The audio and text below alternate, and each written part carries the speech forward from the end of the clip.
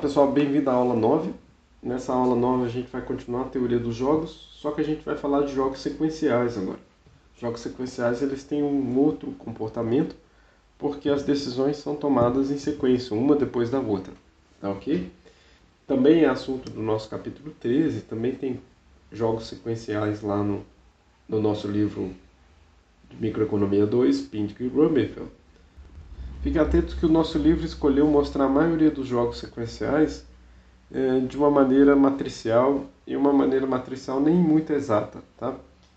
Quem toma a decisão primeiro está nas linhas e quem toma a decisão depois está nas colunas, tá? Mas isso é a chamada forma normal do jogo e não é muito usada para jogos sequenciais, pois pode passar uma ideia errônea de que os jogadores estão tomando decisões simultaneamente, tá? Fiquem atentos a isso, mas fora isso, os exemplos que eu estou usando aqui são os exemplos do nosso livro, tá ok? Então vamos lá para a nossa aula 9. Eu sou o professor Vitor Sena, esse é o curso Microeconomia 2 do período letivo especial de 2020 da Universidade Federal de Ouro Preto. Então vamos lá para o slide da nossa aula, tá aqui, jogos sequenciais, tá bom? Então, a aula 9.1 eu vou falar do que são, o que são os jogos sequenciais e o diagrama de árvore. Bem, vou apresentar isso para vocês, tá? No nosso livro, na minha edição, só tem um diagrama de árvore, um ou dois. Depois dos demais jogos ele mostra uma matriz. Vou falar do algoritmo de backward induction, que também serve para obter equilíbrio de Nash, mas é um equilíbrio de Nash específico só para jogos sequenciais. Então vai ter uma aula 9.2 só sobre esse algoritmo e os outros tópicos, ameaça vazia, ameaça crível e o jogo da centopeia, eu vou abordar na aula 9.3, tá bom? Então vamos lá para a nossa aula. Em um jogo sequencial, os participantes movimentam-se um de cada vez, tá? Em alguns casos desses jogos, o jogador que faz o primeiro movimento tem uma vantagem, tá bom? Os participantes podem então estar predispostos a tentar fazer jogadas antes que os seus concorrentes façam o mesmo, tá? Então, eles tentam antecipar o que o outro jogador vai fazer. Os jogos sequenciais são novamente determinados pela tríade: número de jogadores, conjunto de ações ou estratégias e funções de utilidades, tá? Então, assim como nós definimos jogos lá na aula 6, isso aqui continua válido para essa aula 9. Só que em jogos sequenciais é usual colocar alguns elementos a mais que poderemos destacar mais adiante, tudo bem? Em particular, é muito comum usar esse diagrama de árvore, tá bom? Parece mais uma árvore genealógica do que uma árvore comum, né? Isso também é chamado da forma extensiva de um jogo, tá? Aquela que nós vimos até agora era chamada forma normal, tudo bem? Aquela forma matricial muito usada para jogos sequenciais, tá? A forma extensiva é útil por conta de representar diretamente a ordem de tomada de decisões dos jogadores, tá? Então, para o diagrama de árvore, é preciso definir mais três elementos, que são chamados de nós, que são nós de decisão, as hastes, que são as ações ou as estratégias tomadas em cada nó, e os nós terminais, as folhas, né, dessa árvore, onde estão os payoffs, é onde o jogo termina. Tá? Para ficar mais claro, deixa eu mostrar aqui o seguinte exemplo de jogo extensivo. Tá? Pindick e Rummerfeld trazem esse exemplo aqui sobre uma empresa que vai fazer um cereal crocante ou açucarado. Você pode pensar aqui como se fosse um sucrilhos com e sem açúcar, tá bom? Então a empresa pode decidir fazer o sucrilho sem açúcar ou o sucrilho com açúcar. Então tem duas empresas que competem nesse mesmo mercado. A empresa que está de vermelho aqui, que é a empresa 1, e a empresa que está de azul, empresa 2. Tá ok? Bom, então vamos acompanhar aqui. Esses aqui são os nós de decisão. Os nós de decisão estão os jogadores. Tá ok? E repare que a empresa 2 aparece duas vezes, ela pode estar em nós de decisões diferentes à medida do que a empresa 1 fizer. Tudo bem? Então, se a empresa 1 escolhe crocante, ela pode escolher também crocante ou fazer o cereal açucarado. Tudo bem? Se a empresa 1 escolhe fazer o cereal açucarado, ela pode fazer o cereal crocante ou também fazer o cereal açucarado. Tudo bem? Deixa eu colocar os payoffs ampliados aqui, mas a lógica desse jogo é que sempre quando elas disputam o mesmo mercado, seja no cereal crocante, seja no cereal açucarado, quando elas estão disputando um mesmo mercado, elas perdem dinheiro, tudo bem? Elas ficam com payoff negativo. O jogo dá a aparência também de que o cereal açucarado é mais lucrativo, tá? Então, quem investe no açucarado fica com 20 e quem investe apenas no crocante fica com 10. Então, os payoffs aqui representam essas estratégias de escolhas. Bom, como é que a gente acha o equilíbrio nesse tipo de jogo, tá? Tem um algoritmo de solução extremamente útil e ele é chamado de backward induction, tá? Ou, traduzindo, indução reversa. Ele é um algoritmo de solução do jogo e, informalmente, é uma forma de resolver o jogo de trás para frente, tá? Lembra daquele dilema dos prisioneiros que nós vimos finitamente repetido? Nós usamos algo parecido com o backward induction naquele caso. Primeiro analisamos o último jogo, vimos que o resultado do último jogo era trair, trair, retrocedemos para o penúltimo jogo, aí depois do penúltimo jogo retrocedemos para o antepenúltimo e aí por diante. Tudo bem? A gente vai fazer algo parecido aqui, tá?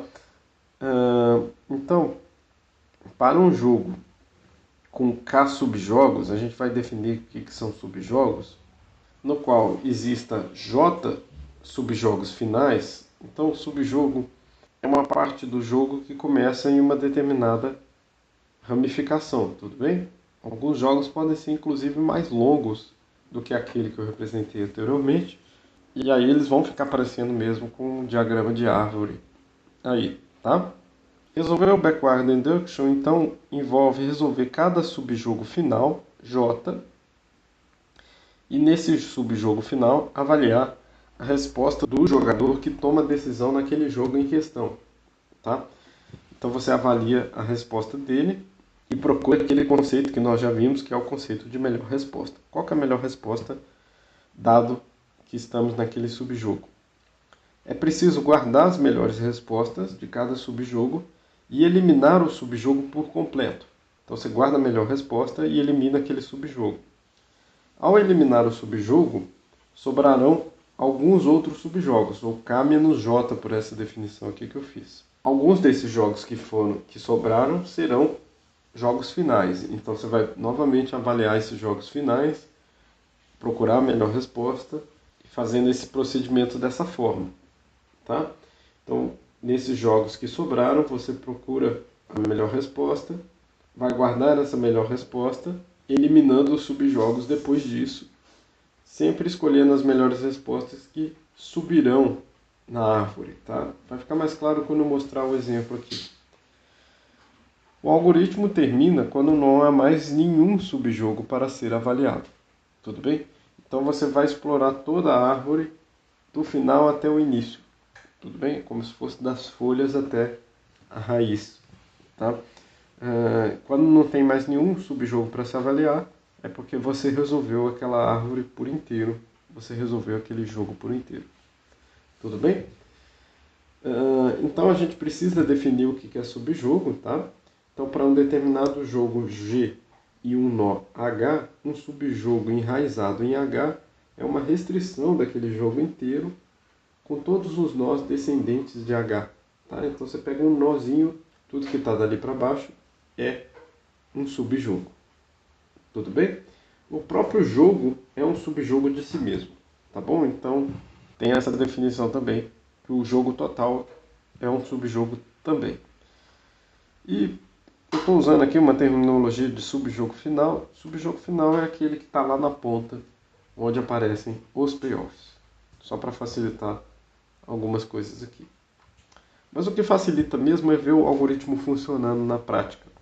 Tudo bem? Então vamos ver como é que ele funciona. Tá? Esse jogo muito simples, ele tem 3 subjogos. Ele tem um subjogo onde a empresa 2 precisa escolher, após a empresa 1 já ter escolhido o crocante. Ele tem o subjogo 2, que é a empresa 2 escolhendo a sua opção depois da empresa 1 ter escolhido açucarado. E ele tem o subjogo total, que é todo o jogo. Tá? O subjogo 3 aqui é a empresa 1 decidindo desde o início da árvore. Tudo bem? Bom, deixa eu apagar aqui para a gente ver exatamente como é que funciona. Primeiro a gente vai analisar esse subjogo aqui da esquerda, ou seja, essa parte que começa a partir daqui. Tudo bem? Repare que a empresa 1 já escolheu crocante, tá? E a empresa 2 vai poder escolher crocante também. Lembra que a empresa 2 está representada com payoffs em azul, então ela pode ficar com menos 5 ou 20 ao escolher açucarado. Tudo bem? Então, se ela escolhe crocante, ela fica com menos 5, pois ela está dividindo o mercado com a empresa 1, que também escolheu crocante. Se ela escolher açucarado, ela fica com um mercado maior, ela fica com payoff de 20. Então, a melhor resposta aqui, está sublinhado até de um preto mais forte aí, tá vendo? Estou fazendo de azul agora, é escolher açucarado. Tudo bem? Então, essa é a melhor resposta para esse subjogo, 20, tá bom? Só colocando aqui os payoffs da empresa 1, a empresa 1 teria 10 nesse caso e menos 5 também nesse caso aqui. Analisando o outro subjogo, que é esse subjogo aqui, é o subjogo depois da empresa 1 ter escolhido açucarado. Então a empresa 2 pode escolher crocante e nesse caso ela vai ficar com 10. Deixa eu pôr maior aqui. Ou escolher açucarado também, dividindo o mercado com a empresa 1. Mas aí nesse caso ela vai ficar com menos 5. Tudo bem? Então 10 é um payoff maior do que menos 5. Logo a ação que maximiza, ou a melhor resposta, é escolher crocante nesse subjogo daqui. Tá bom? Colocando os payoffs da empresa 1 também, ela teria 20 nesse caso e menos 5 nesse caso. Bom, o que é preciso fazer, né? É preciso fazer o que eu descrevi lá. Você vai guardar esses payoffs aqui, que estão nas hastes sublinhadas em azul, e vai subir esses payoffs para o próximo subjogo a ser analisado. Tudo bem? Então aqui ó, vai mostrar isso. Ó. Vou pegar esses payoffs 10 e 20 e 20 e 10 e vou subir para o próximo jogo. Elimino o jogo que tinha aqui, elimino o jogo que tinha aqui, só pego o payoff resultante das melhores respostas. Tá? E aí jogando esses payoffs resultantes das melhores respostas, eu vou ter 10 e 20 para esse lado esquerdo e 20 e 10 para esse lado direito. Tudo bem? Bom, agora é o subjogo 3, é o subjogo onde a empresa 1 realmente decide. A empresa 1 está em vermelho, vamos lembrar. Então a empresa 1 sabe que se ela escolher crocante, a outra empresa vai escolher açucarado e ela vai ficar com 10. Mas se ela escolher açucarado primeiro, a outra empresa vai escolher crocante e ela vai ficar com 20.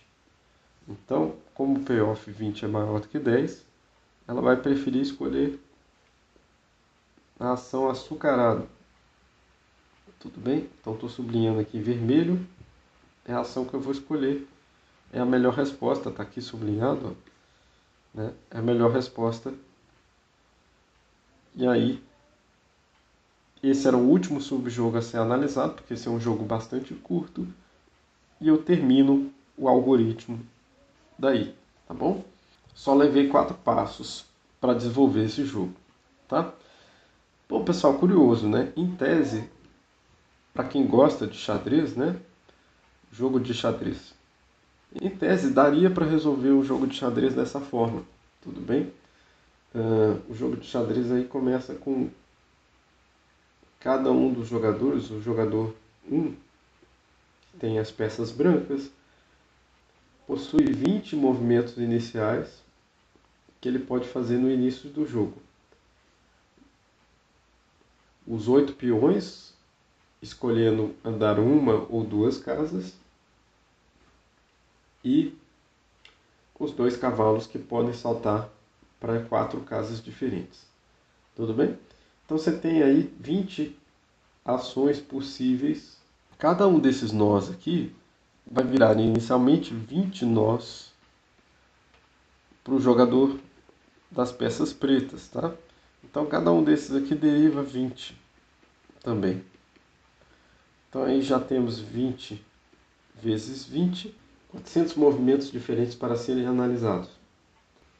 Tem um matemático famoso que tentou calcular um número de jogadas, isso é chamado número de Shannon, que leva o nome dele, e ele calculou que seria em torno de 10 elevado a 120. Esse número é absurdamente grande, tá, pessoal? Isso é a dificuldade de resolver o xadrez computacionalmente, né? Você teria uma árvore tão extensa, mas tão extensa, que o computador não teria tempo hábil de chegar até o final dessa árvore. Tudo bem? Ele teria que descrever a árvore inteira primeiro e começar lá no final eliminando as melhores respostas para chegar no jogo perfeito, digamos assim. Seria o jogo de xadrez perfeito. E até hoje ninguém sabe se o jogo de xadrez perfeito termina com vitória das brancas, vitória das negras ou empate. Meu palpite é que deve ser um empate, tá ok? Mas ninguém sabe se existe um jogo perfeito, ou melhor, teoricamente existe um jogo perfeito, mas ninguém o descobriu ainda, pois é computacionalmente muito intensivo, tá ok? Outro jogo sequencial bastante simples é o famoso jogo da velha, tá? É difícil descrever o jogo da velha também na forma de diagrama de árvores, né? Bem mais simples fazer aquela matrizinha que a gente usa para jogar o jogo da velha mesmo, com bolas e X, né? Mas o ponto é que o jogo da velha termina em empate, tudo bem? Para 2 jogadores perfeitamente racionais, tá bom? Mas apenas recentemente os matemáticos conseguiram provar que o jogo da velha é realmente um empate, tudo bem? Pelo backward induction, né? E usando outras técnicas matemáticas também. Lembrando, né? O jogo da velha é ganho quando o jogador faz uma diagonal, fileira ou coluna com o mesmo símbolo, né? Ou com a bolinha em azul ou com o xizinho em vermelho. Tudo bem? Né? O que a gente fala também é I deu velha. Apenas eles provaram matematicamente que o jogo da velha dá empate, né? Isso envolveria o quê? Isso envolveria o quê? O primeiro jogador tem 9 opções, tudo bem? Para colocar o seu símbolo. Então são 9 opções aqui já de início. O segundo jogador tem 8 opções em cada um desses nós, pois uma primeira opção já foi ocupada pelo primeiro jogador. Então temos 9 vezes 8, vezes 7, vezes 6, vezes 5, vezes 4, vezes 3, vezes 2, vezes 1.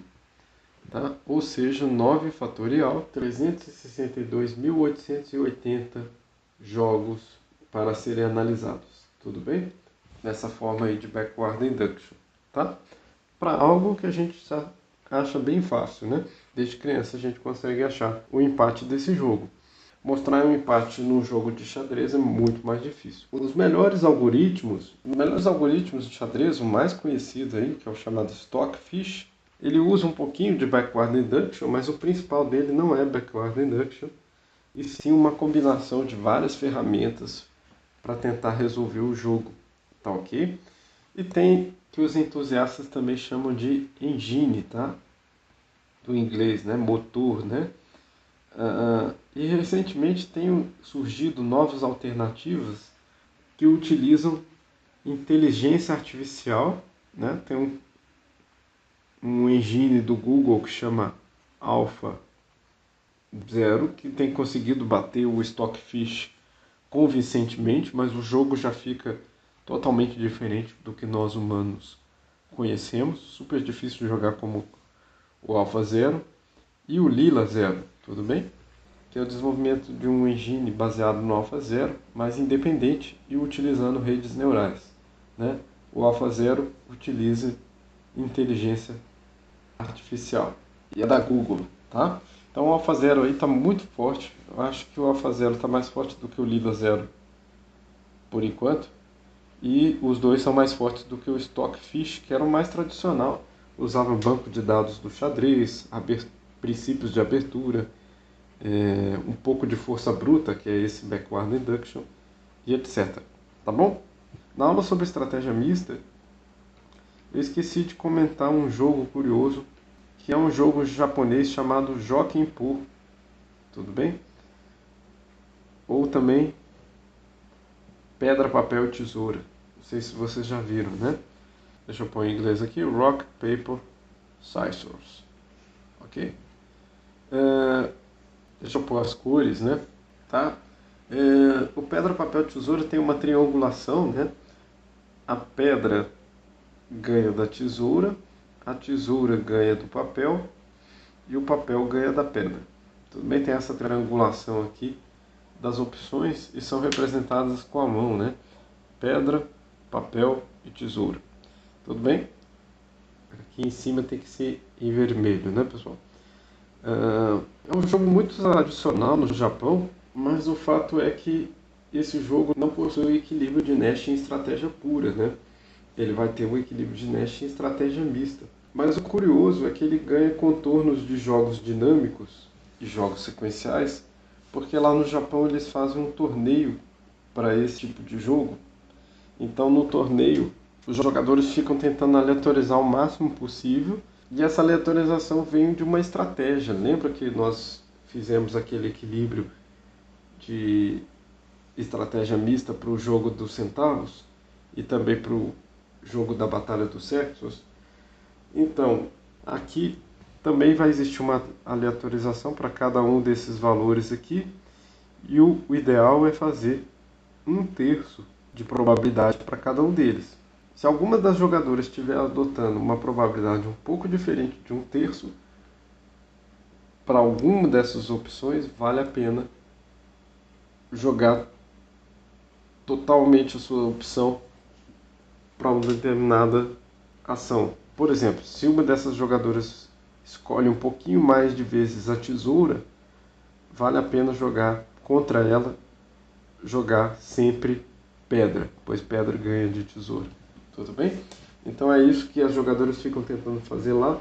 Elas ficam tentando vencer um torneio, analisando os scouts das outras jogadoras anteriormente. Tá?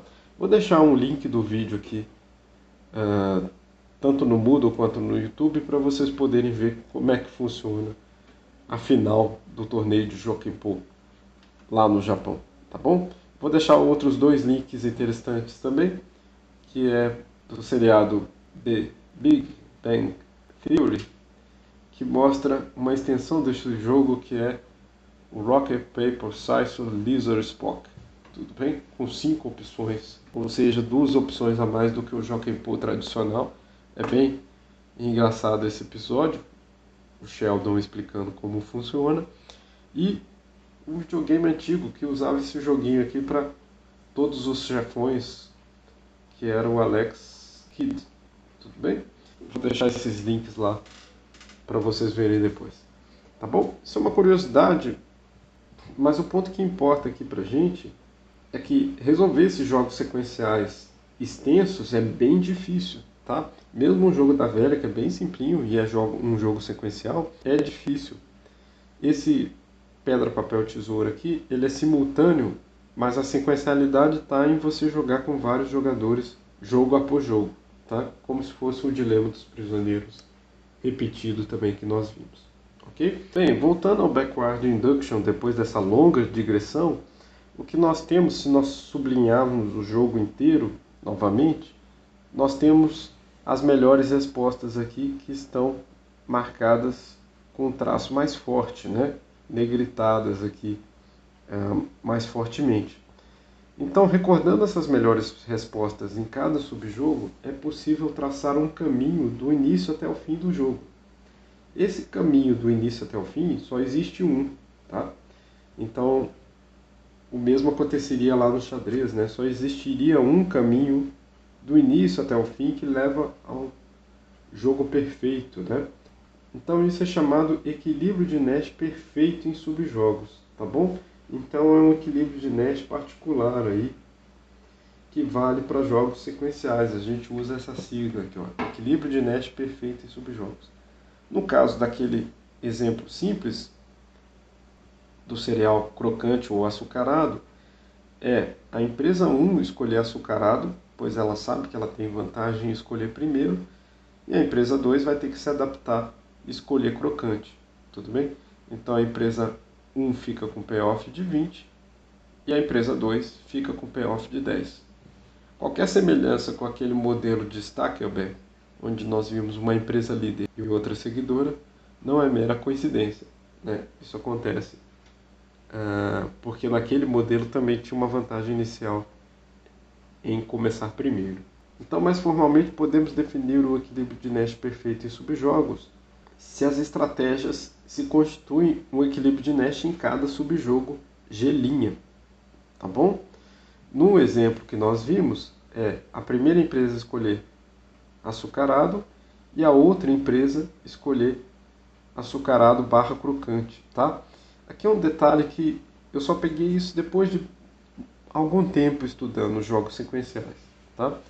Mesmo que essa ramificação aqui que eu estou fazendo em azul não tenha acontecido, a empresa 2 precisa prever essa contingência, e essa contingência que ela faz aqui, se a empresa 1 fizesse crocante, eu escolheria açucarado, essa contingência tem que estar escolhida, e ela faz parte do equilíbrio perfeito de subjogos também, tá ok?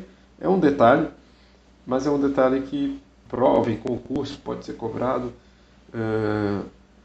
Então, essa contingência que a empresa faz aqui para uma situação que nem vai ocorrer, mas que poderia ocorrer se a empresa 1 errasse, ela também faz parte do equilíbrio perfeito de subjogos. Tudo bem? Então, é isso. A primeira ação é açucarado da empresa 1. Como ela é a primeira a decidir, ela só precisa planejar a sua primeira ação, sem outras contingências.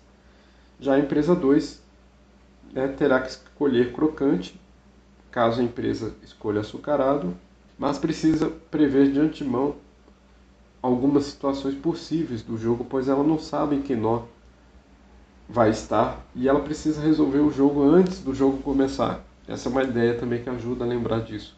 Resolver o jogo antes dele começar, tá bom? Lembra que a informação é perfeita, então todos os jogadores conhecem a árvore inteira do jogo, do início até o fim. Tomem nota de que lá no livro vai aparecer a forma extensiva, tá? Açucarado e crocante. Eu acho que a empresa 1 está nas linhas, a empresa 2 está nas colunas, tá? Mas não é uma maneira muito boa de mostrar esses jogos sequenciais. Eu recomendo que quando vocês estiverem estudando, lendo o capítulo, transformem todas as matrizes sequenciais, só as sequenciais, que tem lá, em jogos extensivos dessa forma que eu estou fazendo aqui, tá? Vai facilitar para vocês entenderem o que está acontecendo. Olha só, todo jogo de informação perfeita na forma extensiva terá pelo menos um equilíbrio Nash perfeito de subjogos. E caso não existam payoffs iguais, né, pode ter payoffs iguais, coincidentes, aí você vai ter que fazer igual a gente fez lá para a matriz, né, marcar os dois, né? Mas caso não existam payoffs iguais para um jogador que decide um determinado subjogo, esse equilíbrio de Nash será único, tudo bem? Então, o equilíbrio de Nash perfeito em subjogos sempre é único. Porém, existem alguns outros equilíbrios de Nash que não perfeitos em subjogos, tá bom? Então, o equilíbrio de Nash é um conceito um pouquinho mais amplo do que o equilíbrio de Nash perfeito em subjogos, tá bom? O equilíbrio de Nash é um conjunto maior. E aí sim, a maneira correta de colocar um jogo extensivo na forma normal é essa daqui. A empresa 1 está nas linhas e só decide sobre crocante açucarado. Porém, a empresa 2, que está nas colunas, precisa decidir cada contingência, né? Ela pode adotar a estratégia sempre escolher crocante, adotar a estratégia escolher crocante se a empresa 1 escolhe crocante e açucarado se a empresa 1 escolhe açucarado, fazer o contrário, escolher açucarado se a empresa 1 escolhe crocante e escolher crocante se a empresa 1 escolhe açucarado, ou adotar açucarado sempre. Tá? Então ela tem 4 opções porque ela não sabe em que ponto ela vai estar, ela precisa prever todas as contingências. Tá? E repare, você pode fazer o equilíbrio de Nash do mesmo jeito que a gente fez, da outra forma. Tá? Dá um start inicial aqui do lado de fora, procura o payoff, a melhor resposta vantajosa para a empresa das colunas aqui no caso, tudo bem? Então é a C ou a A. Bom, se for a C, a empresa 1 não vai querer escolher crocante primeiro, ela vai querer escolher açucarado. Se ela escolhe açucarado, o melhor para a empresa 2 é escolher crocante, né? O segundo C aqui, caso a empresa escolha açucarado. Mas tem um outro payoff igual aqui, que ela tem que marcar também. E se a empresa está falando que vai jogar sempre crocante, a outra empresa pode marcar esse mesmo payoff, pois afinal ele é coincidente. E olha só, faltou analisar esse último canto aqui. Se a empresa 2 está falando que vai fazer sempre açucarado, se a empresa 1 acreditar nisso, ela vai produzir crocante mesmo, pois nessa coluna aqui a melhor resposta da empresa 1 é escolher crocante. Então repare que esse jogo tem 3 equilíbrios de Nash. Esse e esse. Mas apenas essa célula aqui que eu estou marcando com estrela é o equilíbrio de Nash perfeito em subjogos. Tá? Então repare que ACC e CAA, essa e essas são equilíbrios de Nash, mas não são perfeitos em subjogos. Intuitivamente isso quer dizer que a empresa 2 poderia ter escolhido qualquer coisa aqui, tá? Nesse subjogo que na verdade não aconteceu, ela poderia ter feito uma contingência aqui de escolher crocante ao invés de açucarado. Isso daria o mesmo payoff, não influenciaria. Então esse é esse equilíbrio de Nash que eu estou circulando agora aqui no canto. Tá? Um outro equilíbrio de Nash mais curioso é a empresa 2 ameaçar que ela vai fazer açucarado em qualquer circunstância. E isso tem a ver com ameaças não críveis que a gente vai tratar na aula 9.2. Tá bom? Tem uns exercícios aqui para você mostrar que esse equilíbrio A,CC é indiferente para a empresa 2, né? E vamos ver aí que o equilíbrio CAA, esse que eu estou circulando agora aqui, ele é não crível, tá? Vou falar desse conceito de não crível, ameaça vazia, na aula 9.2. Nos vemos na próxima aula. Até lá. Tchau, tchau.